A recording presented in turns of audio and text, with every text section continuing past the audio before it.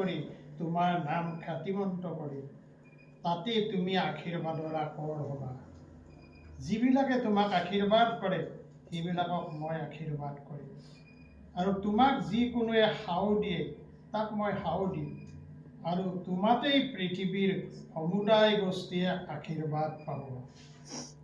পাছে আব্ৰামে জিহুৱাৰ কথা অনুসাৰে যাত্ৰা কৰিলে, আৰু লোতো তেওঁৰ লগত গ'ল। হাৰণ নগৰৰ পৰা যোৱাৰ সময়ত আব্ৰামৰ বয়স ৭৫ বছৰ আছিল। Praise the lord. ঈশ্বৰে আব্ৰামক, তেতিয়া আব্ৰাহাম হোৱা নাই নাম, তেওঁ আব্ৰাম আছিলে। ঈশ্বৰে আব্ৰামক মাতিছে, তুমি যোৱা আৰু মই তোমাক আশীৰ্বাদ কৰিম। আৰু আমি দেখা পাইছো আব্ৰামে কোনো কুৱেশ্যন নকৰাকে ওলাই গৈছে। আব্ৰামে কোনো কুৱেশ্যন কৰা নাই, ক'ত যাম, কি হ'ব তাতে না। আমি ক'ৰবাত যোৱাৰ আগতে তাতে ক'ত থাকিম, কি কৰিম, একদম পিকচাৰটো লাগে, নহ'লে যাবলৈ ভয় লাগে। কিন্তু আব্ৰামে ঈশ্বৰৰ আৱাজ শুনিলে আৰু তেওঁ ওলাই গ'ল। মই দেখিছোঁ আমি প্ৰত্যেকে আব্ৰামৰ নিচিনাকৈ আমি প্ৰত্যেকে তেওঁৰ আৱাজ শুনিয়ে ওলাই আহিছোঁ। বিভিন্ন ধৰণে আমি আহিছোঁ, নহয়নে? তেওঁ মাতিছে আৰু আমি সঁহাৰি দিছোঁ যে হয় তেওঁ মোক আশীৰ্বাদ কৰিব। কিন্তু আব্ৰাহামত গোটেই পৃথিৱীৰ জাতিবিলাকে আশীৰ্বাদ পাব বুলি লিখিছে। যি আব্ৰামৰ এটাও সন্তান নাছিলে, সেই আব্ৰামক কৈছে যে তোমাক বহু বংশ কৰিম। ইব্ৰী 11 অধ্যায় 1 পদত কৈছে যে বিশ্বাস হৈছে আশা কৰা বিষয়ৰ নিশ্চয় জ্ঞান। আব্ৰাহামে বিশ্বাস কৰিছিল আৰু আশা কৰিছিল ঈশ্বৰে কি দিব বুলি তেওঁক যে প্ৰতিজ্ঞা কৰিছে, আৰু আব্ৰাহামৰ লগত তেওঁ এটা নিয়ম বনাইছিল, আৰু আব্ৰাহামে সেই বিশ্বাস কৰিছিল। আশা কৰা বিষয়ৰ নিশ্চয় জ্ঞান তেওঁৰ আছিল, তেওঁ দিবই মোক বুলি সেই জ্ঞানটো আছিল। আপোনাৰ মোৰ যদি অভাৱ আছে, সেই জ্ঞানটোত অভাৱ আছে। আমি জানো তেওঁ দিব, নহয়নে? আমি বিশ্বাস কৰোঁ তেওঁ সৰ্বশক্তিমান জীৱন্ত ঈশ্বৰ, তেওঁ আমাক দিছেও। আমাৰ যেনেকুৱা হৰেণ দাস দাই ক'লে নহয় যে কিমানখিনি আশীৰ্বাদ কৰিছে, লিখি থ'লে আমি কিজানি গন্তি কৰিব পাৰিলো হয়।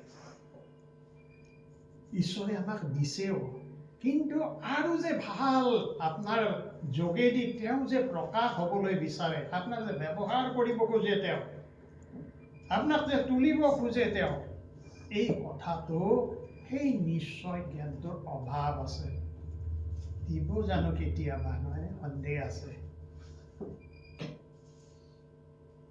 অথৰিটিৰ কথাটো মই যেতিয়া মিছেছৰ বেমাৰৰ এইকেইদিনত পঢ়ি আছিলোঁ, তাতে কৈছে যে তুমি সুস্থ হ'বলৈ তুমি ঘোষণা কৰা, সুস্থ হ'ল প্ৰভু যীশুৰ নামত। বা নিজৰ তোমাৰ কিবা হৈছে, তুমি কোৱা প্ৰভু যীশু মোৰ লগত আছে, এইটো তেওঁৰ মন্দিৰ হয়, তেওঁ মোৰ লগত আছে, শয়তানৰ কোনো অস্ত্ৰ মোৰ ওপৰত নাখাটিব, আৰু মই সুস্থ হ'লো প্ৰভু যীশুৰ নামত।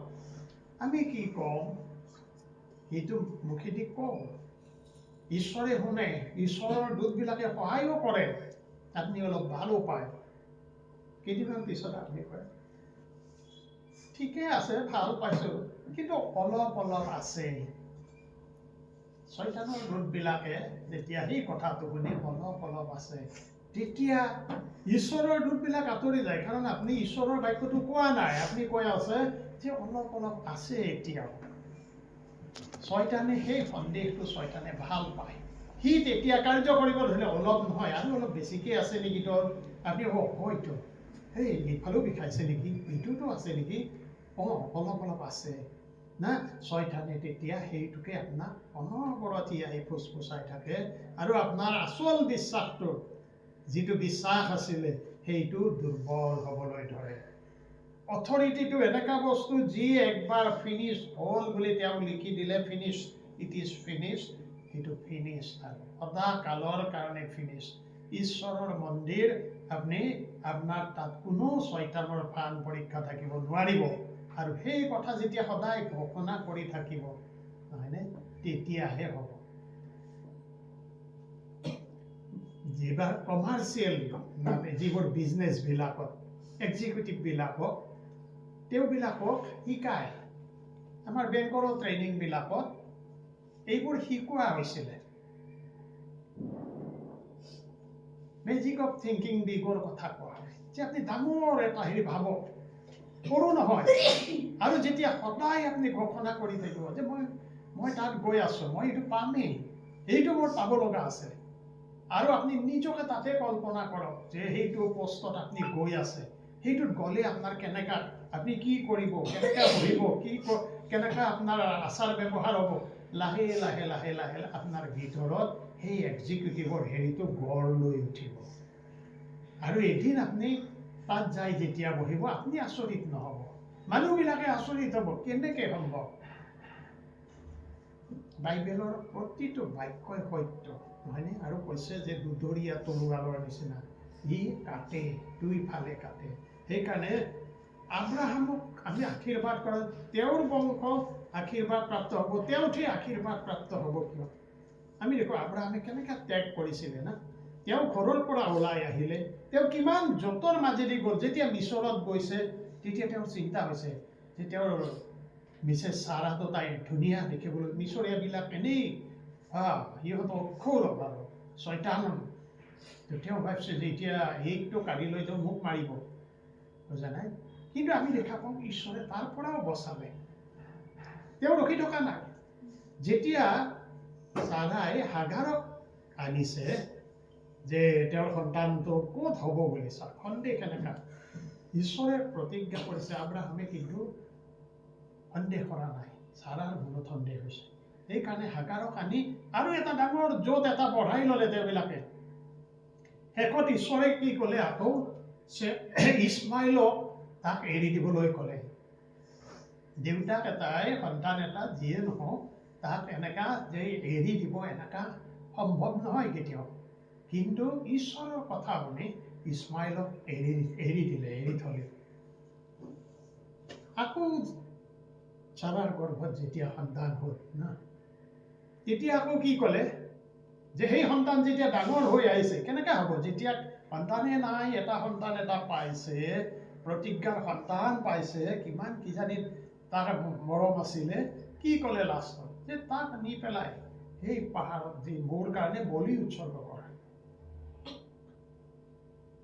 কথাটো পঢ়িলেহে সহজ নহয়নে এনেই সহজ নহয় কিন্তু অলপো সন্দেহ নথকাকৈ আব্ৰাহামে না তাক লৈ গ'ল ইছাকক লৈ গ'ল বলি দিবলৈ আৰু ঈশ্বৰে সেই পৰীক্ষাত যেতিয়া সি জিকিলে না যেতিয়া সি বধ কৰিবলৈ ওলাইছে তেতিয়া ঈশ্বৰৰ দূতবিলাকে আব্ৰাহাম তুমি ৰখা না আৰু তাৰ বেলেগ এটা যে এটা মেৰ এটা দেখাই দিলে আমি দেখিছোঁ বিভিন্ন পৰীক্ষাৰ মাজেদি আব্ৰাহাম গৈছে কিন্তু বিশ্বাসৰ পৰা আঁতৰি যোৱা নাই আৰু সেইটো কাৰণেই কিজানি তেওঁ কিমান ডাঙৰ আশীৰ্বাদ দিলে যে তেওঁতে গোটেই পৃথিৱীৰ জাতিবিলাকে আশীৰ্বাদ পাব বুলি ঘোষণা কৰিলে আৰু তেওঁক যিবিলাকে আশীৰ্বাদ কৰিব কৈছে তেওঁবিলাকক আশীৰ্বাদিত হ'ব আজি যদি আমি ইজৰাইলক চাওঁ না ইজৰাইল গোটেই শত্ৰু বুলি আমি নকওঁ কাৰণ এই সকলো আব্ৰাহামৰে সন্তান ইছমাইলৰ যোগেদি যিবিলাক জাতি গঠন হৈছিলে বা লোটৰ পৰা যিবিলাক জাতি হৈছিলে লোটৰ লগত যেতিয়া আব্ৰাহামৰ পৰীক্ষাটো হৈছে তেতিয়াও এটা কিমান ডাঙৰ এটা ধাক্কা বুলি কওঁ আমি যে কেনেকৈ ধাক্কা এটা লাগিছে ইমান ধুনীয়া চহৰ চদম গমোৰা তেওঁ লোটক এৰি দিছে দি নিজে পাহাৰত উঠি গৈছে আমি কাজিয়া নকৰোঁ তোমাক যি লাগে গোটেই সমতল পৰি আছে কি লাগে লোৱা তুমি যিফালে যাবা মই তাৰ অপজিট ফালে যাম আৰু লোটে গোটেই ধুনীয়া চহৰ গোটেইখিনি তেওঁ লৈ লৈছে কিন্তু আব্ৰাহাম কোনোফালে কমি যোৱা নাই তেওঁ চহকী হৈ গৈছে আপুনি ভাবক আজিৰ দিনত না আমি কি কওঁ কেনেকৈ চহকী হ'ব বুলি আমাৰ নিজে আমাৰ এটা আইডিয়া লগাওঁ ফৰ্মুলা লগাওঁ ইটো বিজনেছ কৰিলেহে চহকী হ'ব পাৰি সিটো কৰিলেহে চহকী হ'ব পাৰি বুলি আমিহে আইডিয়া লগাওঁ কিন্তু সেই সময়তো তেওঁ জীৱ জন্তু পুহিছিল, খেতি কৰিছিল, আৰু তাৰে তেওঁ নানা অন ৰূপ একোৰো অভাৱ হোৱা নাছিল বুলি বাইবেলে কয়। আমি জানো যে যেতিয়া আব্ৰাহামক যি অথৰিটি দিয়া হৈছিল, আব্ৰাহামে সেইটো ব্যৱহাৰ কৰিছিল। ঠিক একেদৰে আমি মচিক দেখা পাওঁ। যাত্ৰা পুস্তক 14 অধ্যায় 14 পদটো চাওকচোন, তাতে কি লিখিছে?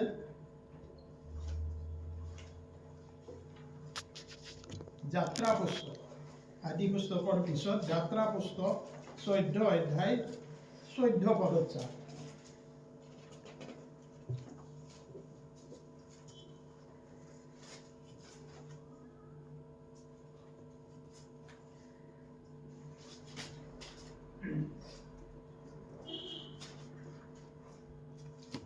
কোনোবা পাইছে যদি পঢ়ি দিয়কচোন।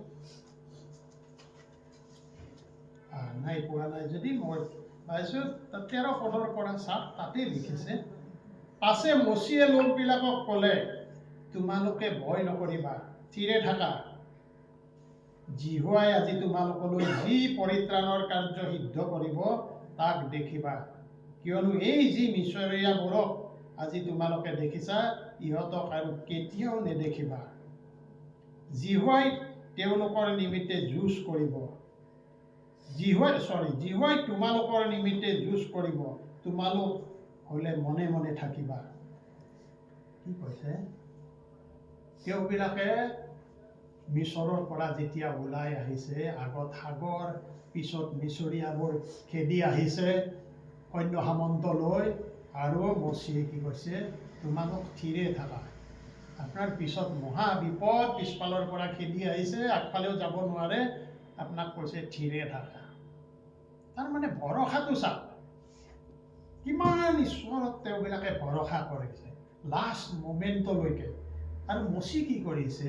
মচিয়ে এইবাৰ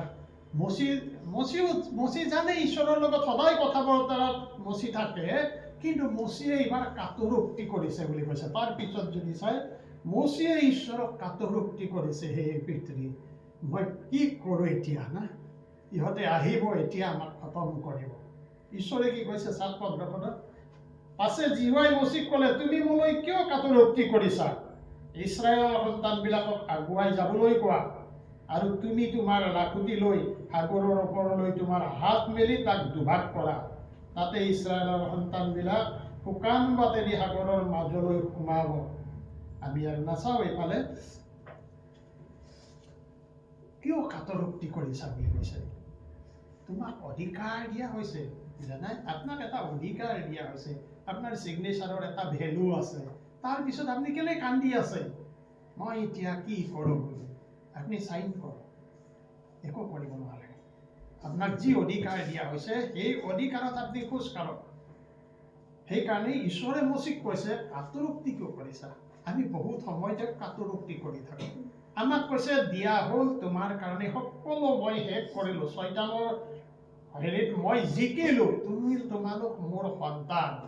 তোমাক যি অধিকাৰ দিয়া হৈছে, এইটো পঢ়িলে তুমি গম পাবা, ইয়াতে লিখা আছে, আৰু সেইমতে তুমি কাৰ্য কৰা। আব্ৰাহামে যি কাৰ্য কৰিছিল, মচিও সেই একেই কাৰ্যই কৰিছিলে। বিশ্বাস, আশা কৰা বিষয়টোৰ নিশ্চয় জ্ঞান আছিলে, আৰু অদৃশ্য বিষয়ৰ প্ৰমাণ প্ৰাপ্তি আছিলে তেওঁবিলাকৰ। আপুনি মই দেখা নাই, কিন্তু হ'বই একদিন, পামেই একদিন, এই বুলি আমাৰ বিশ্বাসটো দুৰ্বল।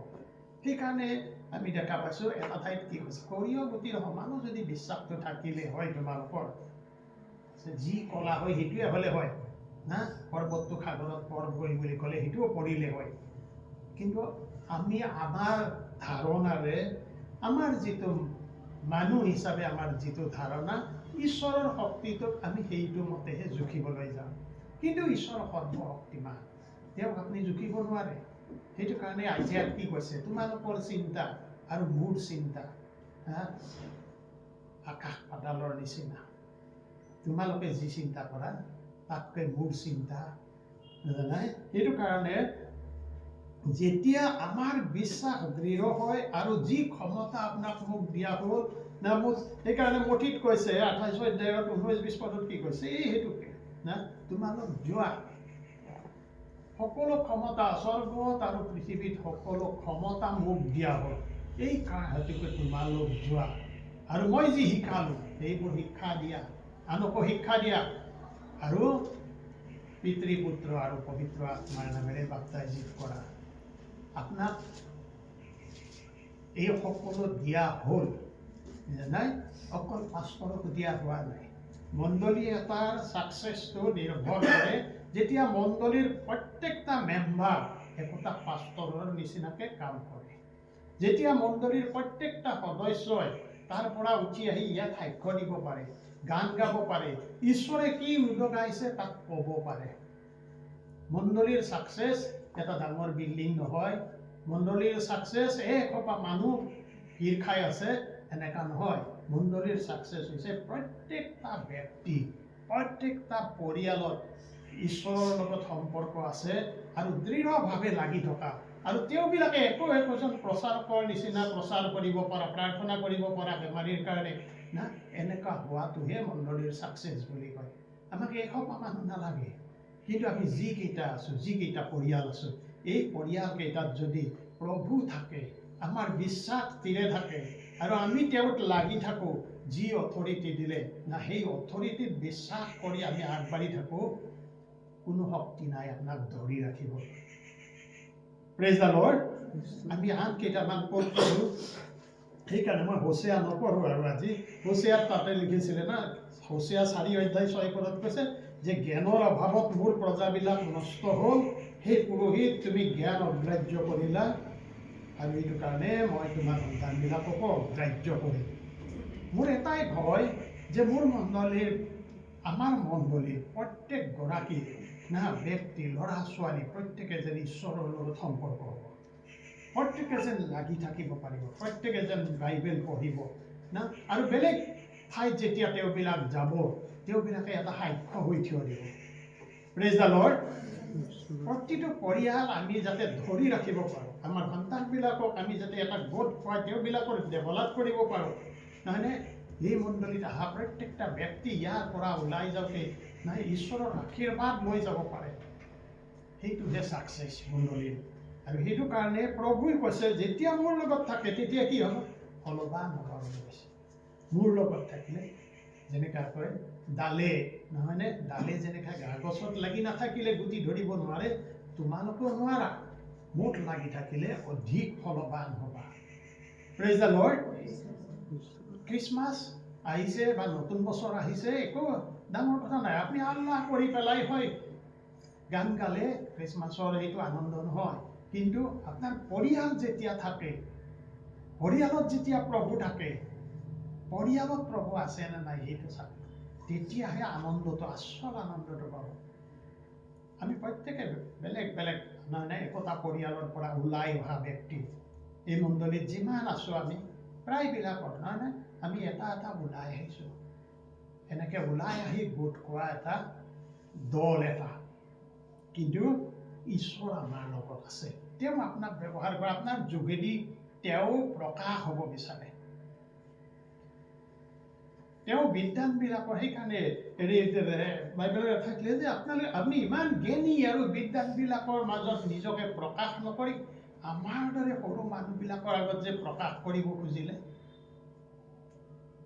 যিবোৰ শিষ্য আছিল কোনো ভবা নাছিলে যে এইবিলাকে কিবা পৃথিৱী এনেকৈ আপচাইড ডাউন কৰি দিব পাৰে বুলি। মাছমৰীয়া মানুহ আছিলে নহয়নে, টেক্স কালেক্টৰ আছিলে, যাক হেৰিবিলাকে ঘিণ কৰিছিলে পাপী বুলি, যিহুদীবিলাকে। তো এনেকুৱা মানুহৰ দ্বাৰা পৃথিৱী সলনি কৰিছিলে। ৰোমান সম্ৰাটে ধ্বংস কৰিবলৈ ইমান তেওঁবিলাকক, বিশ্বাসীবিলাকক কষ্ট দিলে বা তেওঁবিলাকে অত্যাচাৰ চলালে, শেষত নিজে প্ৰভুক গ্ৰহণ কৰি তেওঁৰ প্ৰচাৰ কৰিলে। আপোনাৰ মোৰ কাৰণে তেওঁ সেই একেই আহ্বান জনাইছে। আপোনাক ব্যৱহাৰ কৰিব খোজে, মোক ব্যৱহাৰ কৰিব খোজে সমাজত। আমি যদি লাগি থাকোঁ, আমি মানুহ কাৰোবাক বেয়া পাওঁ নেকি? আমি ধৰ্ম বেয়া পাওঁ নেকি? আমি কোনো ধৰ্মৰ বিৰুদ্ধে নহয়, কোনো মানুহৰ বিৰুদ্ধে নহয়, কাৰণ মানুহটো ঈশ্বৰে সৃজিছে, প্ৰভু যীশু এইটো কাৰণেতো আহিছিলে। কিন্তু এটাই অস্ত্ৰ আছে, সেইটো হৈছে প্ৰেম। আপুনি যদি মানুহক ভাল পায়, প্ৰভুৰ দৰে যদি আপুনি হাত মেলি দিব পাৰে ক্ৰুচত, প্ৰভুৰ দৰে যদি আপুনি সহ্য কৰিব পাৰে তেতিয়াহ'লে সকলো সম্ভৱ। ইভেন জংঘলৰ জানুৱাৰবিলাকো সিহঁতেও প্ৰেম বিচাৰে, সিহঁতেও বশ হৈ যায় মৰম কৰিলে।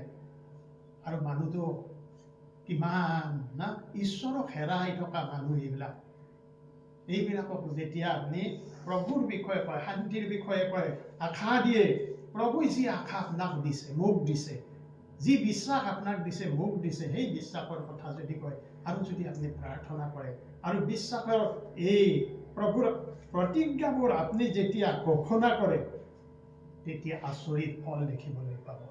সেইটো কাৰণে আমি প্ৰাৰ্থনা কৰোঁ গোটেই বছৰ গ'লে মিৰ্জা মণ্ডলী আমাৰ কিমান আগবাঢ়িছে সেইটো নহয়, মিৰ্জা মণ্ডলী আগবাঢ়িব যেতিয়া ইয়াত থকা প্ৰতিটো পৰিয়াল বিশ্বাসত আগবাঢ়িব। মিৰ্জা মণ্ডলী আগবাঢ়িব যেতিয়া প্ৰতিটো পৰিয়াল নট অনলি যে বিশ্বাসতে যে বাঢ়িব দেখা নহয়, তাৰ চাৰিওফালে নহয়নে আৰ্থিক সামাজিক চাৰিওফালে বাঢ়িব। আৰু প্ৰত্যেকৰ অন্তৰত যেতিয়া প্ৰেম থাকিব, ওচৰ চুবুৰীয়াৰ লগত সদ্ভাৱ থাকিব, অট'মেটিক ঈশ্বৰে আশীৰ্বাদ কৰিব আমাক। আমি ধন্যবাদ দিওঁ যে আব্ৰাহামৰ যি বিশ্বাস ঈশ্বৰে ইয়াত কৈছে নহয়, সেই বিশ্বাস যদি আপোনাৰ থাকে, মুচি যি বিশ্বাস কৰিছিলে নহয়, সেই বিশ্বাস যদি আপোনাৰ লগত মোৰ লগত থাকে, আমি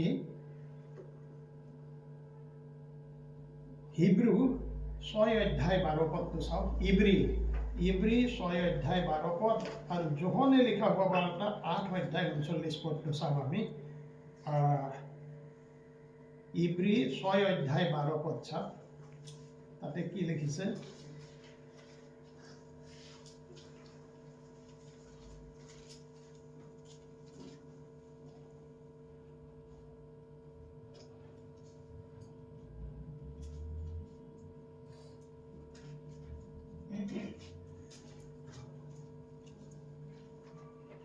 আমি 11 আৰু 12 চাওঁ, তাতে কৈছে, কিন্তু তোমালোকৰ প্ৰত্যেকজনে যেন শেষলৈকে সম্পূৰ্ণ নিশ্চয়তাযুক্ত আশাৰ অৰ্থে সেই একে যত্ন দেখুওৱা আৰু এলেহুৱা নহয়, যি মানুহ বিশ্বাস আৰু চিৰসহিষ্ণুতাৰ দ্বাৰা প্ৰতিজ্ঞাবোৰৰ উত্তৰাধিকাৰী হ'ল, সেই মানুহৰ অনুকাৰী হোৱা এয়ে আমাৰ মনোবাঞ্ছা।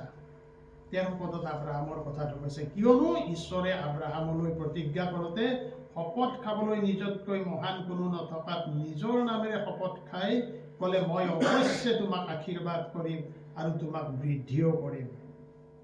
কি কাৰণে কৈছে? যে তোমালোকেও যেন শেষলৈকে, প্ৰত্যেকজনে শেষলৈকে সম্পূৰ্ণ নিশ্চয়তাযুক্ত আশাৰ অৰ্থে একে যত্ন দেখুওৱা আৰু এলেহুৱা নহয়, যি মানুহ বিশ্বাসৰ আৰু চিৰসহিষ্ণুতাৰ দ্বাৰাই, যেনেকৈ আব্ৰাহাম বিশ্বাস আৰু চিৰসহিষ্ণুতাৰ দ্বাৰাই সকলো প্ৰতিজ্ঞাৰ উত্তৰাধিকাৰী হ'ল, কৈছে তেওঁ অনুকাৰী হোৱা।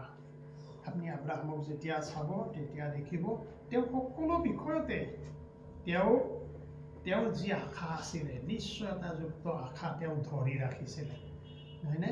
ইভেন তেওঁ যেতিয়া দান দিছিলে না, 1/10 কথা আমাৰ মণ্ডলীবিলাকত কোৱা হয়, কিন্তু তাৰ পিছত ঈশ্বৰৰ বাক্যত কৈছে 1/10 নহয়, 10ভাগৰ 1ভাগ নহয়, অন্তৰত যাৰ হৃদয়ত যি ধৰণে ঠাৱৰ কৰিলে তেওঁ সেই ধৰণে দিয়ক।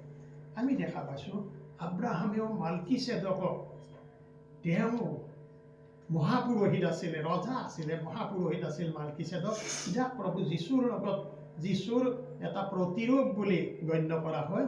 তেওঁক আব্ৰাহামে 1/10 দিছিলে, তেওঁক 10 দান কৰিছিলে। বাইবেলত লিখা প্ৰত্যেকটা ঘটনায়ে, প্ৰত্যেকটা প্ৰতিজ্ঞা আব্ৰাহামৰ জীৱনত আমি ফলৱতী হোৱা দেখিবলৈ পাওঁ। আৰু সেই একে ইব্ৰী পুস্তকত পৌলে ইব্ৰী সকলক তেওঁ কৈছিলে যে তোমালোকো তেনেকুৱা হোৱা, সেই একে আশা যেন তোমালোকৰ থাকে আৰু আব্ৰাহামৰ অনুকাৰী হোৱা, তেওঁক ফলো কৰা, প্ৰভু যীশুক ফলো কৰা, নহয়নে? আব্ৰাহামৰ দিনতো পবিত্ৰ আত্মা এনেকে কেতিয়াবা পবিত্ৰ আত্মা আহি কথা হৈছিলে। আজিতো পবিত্ৰ আত্মা আপোনাক দিয়া হ'ল, আপোনাৰ অন্তৰত নিবাস কৰে তেওঁ। যেতিয়া তেওঁ প্ৰবল হৈ যায়, না বাইবেলৰ আন ঠাইত কৈছে যে মোৰ ভিতৰত যিজন আছে বাহিৰত থকাজনতকৈ শ্ৰেষ্ঠ ডাঙৰ। সেইকাৰণে আমি আব্ৰাহামে যেনেকা কৰিছিলে নহয়, আব্ৰাহামে যেনেকৈ প্ৰতিজ্ঞাবোৰ পাবলৈ তেওঁ চিৰসহিষ্ণুতাৰে নিশ্চয়তাযুক্ত আশাৰ অৰ্থে যত্ন কৰিছিলে, আপুনি ময়ো যেন যত্ন কৰিম। যত্ন মানে য'ত কষ্ট আছে, য'ত শয়তানে আপোনাক টানে তাৰ পৰা উভতি অহা। শয়তানে কৈছে লাভ নাই বাদ দে বুলি, তাৰ পৰা আপুনি যেতিয়া উভতি আহিব, নাই মই নেৰো, মই প্ৰভুত আছোঁ, নাই আপুনি যত্ন কৰিব লাগিব। আমি জোখনে লিখা শুভবাৰ্তা 8:39 পঢ়ি আমাৰ আজিৰ সেৱা শেষ কৰিম। 8 জোখন 8:39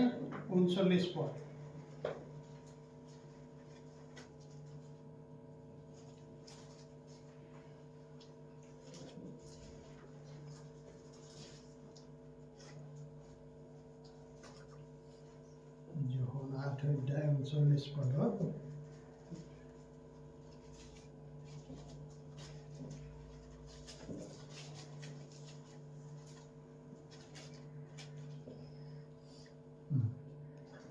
কি কৈছে? তেওঁবিলাকে উত্তৰ দি তেওঁক ক'লে, আব্ৰাহাম আমাৰ পিতৃ। যীশুৱে তেওঁবিলাকক ক'লে, তোমালোক আব্ৰাহামৰ সন্তান হোৱা হ'লে আব্ৰাহামৰ কৰ্ম কৰিলাহেঁতেন, কিন্তু ঈশ্বৰৰ পৰা সত্য কথা শুনি তোমালোকক কোৱাজন যি মই, মোকে বধ কৰিবলৈ এতিয়া উপায় বিচাৰিছা। আব্ৰাহামে হ'লে এনে কৰ্ম নকৰিলে, তোমালোকে নিজৰ পিতৃৰ কৰ্ম কৰিছা। তেওঁবিলাকে তেওঁক ক'লে, আমি জাৰজ নহওঁ, আমাৰ এজনা পিতৃ আছে, তেওঁ ঈশ্বৰ। যীশুৱে তেওঁবিলাকক ক'লে, ঈশ্বৰ তোমালোকৰ পিতৃ হোৱা হ'লে তোমালোকে মোক প্ৰেম কৰিলাহেঁতেন, কিয়নো মই ঈশ্বৰৰ পৰা ওলাই আহিলোঁ। কাৰণ মই আপোনা আপুনি অহা নাই, তেওঁৱেই মোক পঠাই দিলে। তোমালোকে মোৰ কথা কিয় নুবুজা? কাৰণ মোৰ বাক্য শুনিব নোৱাৰা। তোমালোকৰ পিতৃ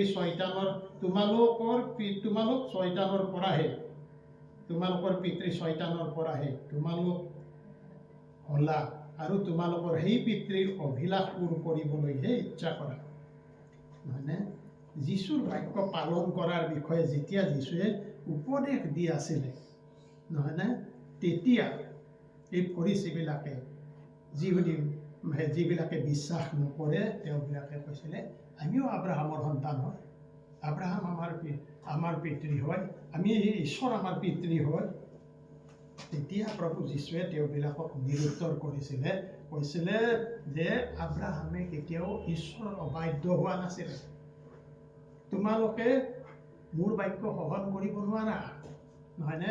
বহুত সময়ত ঈশ্বৰৰ বাক্য সহন কৰিবলৈ আপোনাৰ মোৰ টান লাগে, নহয়নে? টান লাগে, বিশ্বাস কৰিবলৈ ভাল নালাগে।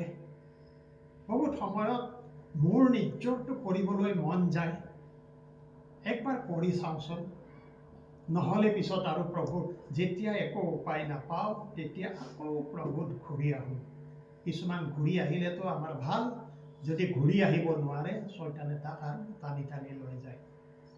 আমি দেখা পাইছোঁ যে প্ৰভুৰ যেনেকৈ আব্ৰাহামক ঈশ্বৰে যেনেকৈ মাতিছিলে, পিতৃ ঈশ্বৰে আজি আপোনাক মোক মাতিছে। প্ৰভু যীশুৱে আজি আপোনাক মোক মাতিছে।